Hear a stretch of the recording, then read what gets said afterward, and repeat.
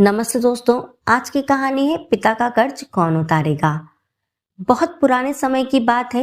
एक गांव में गंगाराम नाम का एक भला आदमी रहता था। गंगाराम बहुत ही भला आदमी था। हमेशा अपनी क्षमता की सीमाओं से बाहर जाकर लोगों की मदद करता था। गंगाराम के 3 पुत्र और 2 भाई और एक बेटी थी। एक दिन दुर्भाग्यवश भले आदमी गंगाराम का देहांत हो गया। अंतिम संस्कार करवाने गंगाराम के सभी नाते रिश्तेदार पहुंचे। पंडित ने रस्म पूरे किए, अर्थी सजाई गई। गंगाराम को अर्थी पर लिटाया गया। पुत्रों और भाइयों ने अर्थी उठाई और आगे बढ़े। गंगाराम की बेटी यह दृश्य देख ना पा रही थी। वह जमीन पर लौट लौट कर रोने लगी।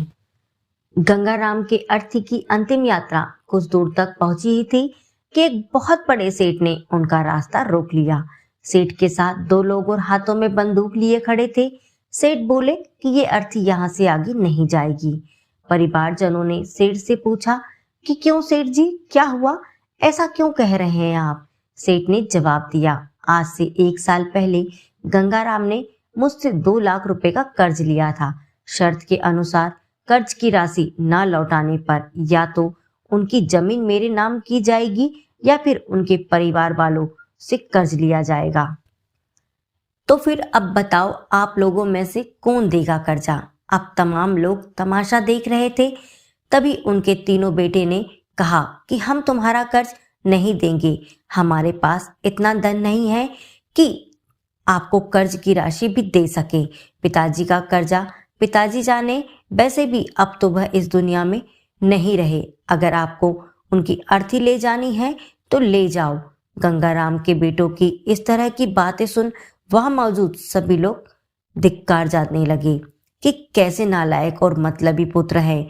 इस तरह गंगाराम के बेटों ने कर्ज वापस करने के लिए तो अपने कदम पीछे हटा लिए। तभी गंगाराम के भाइयों ने भी कह दिया कि जब बेटे कर्जा नहीं दे सकते तो हम क्या किसी का कर्जा भरे।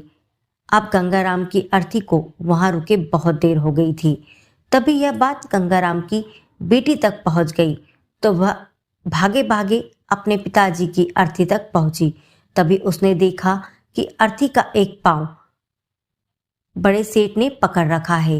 ये देखते ही उसने आंखों में आंसू लिए अपना सारा जेवर और जितने भी पैसे उसके पास थे ये सब सेठ को दे दिए और अपने हाथ जोड़ती हुई बोली कि सेठ, अगर ये सब जेवर बेचकर भी आपका कर्जा पूरा ना हो पाए तो मैं खुद मेहनत कर कर मजदूरी करके आपका कर्जा चुका दूंगी, मगर इस समय मेरे पिताजी की अंतिम यात्रा को मत रोको। तभी उस सेठ ने अर्थी का पांव तुरंत छोड़ दिया और बोला, अरे नहीं बेटा, तुम्हें ये सब करने की कोई आवश्यकता नहीं, क्योंकि सच्चाई तो यह है कि मुझे एक समय पैसों की बहुत जरूरत थी। मैं बहुत गरीब था। तब उस समय तुम्हारे पिताजी ने मुझे 10,000 रुपये देकर मेरी मदद की थी। गंगाराम बहुत भला आदमी था।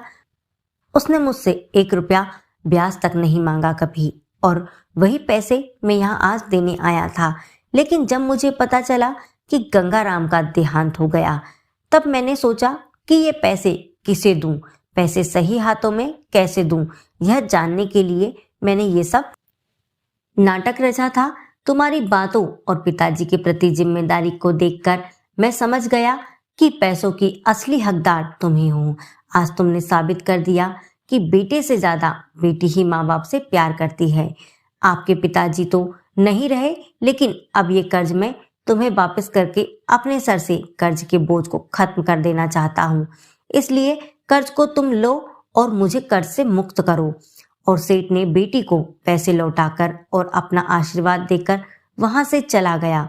यह सब देखकर गंगाराम के बेटे और भाइयों का सर शर्म से नीचे झुक गया।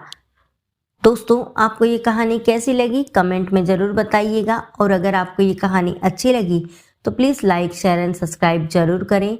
जय हिंद, जय भारत। फिर मिलेंगे अगली कहानी के साथ दोस्तों। वंदे मातरम।